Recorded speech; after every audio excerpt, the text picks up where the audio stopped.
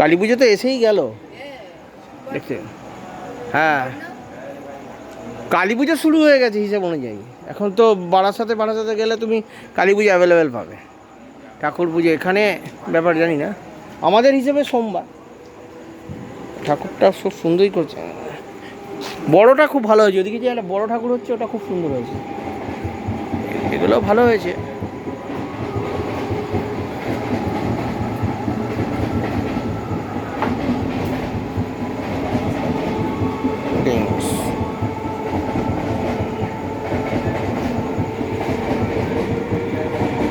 কালীটা ছোটো ছোটো কালী ঠাকুর